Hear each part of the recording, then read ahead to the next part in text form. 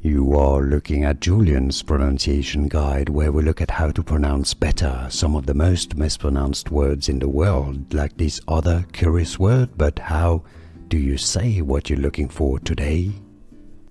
Let's learn how to pronounce the name of these Chinese province. For more famous names of places in China and more confusing Chinese names, make sure to stay tuned to the channel.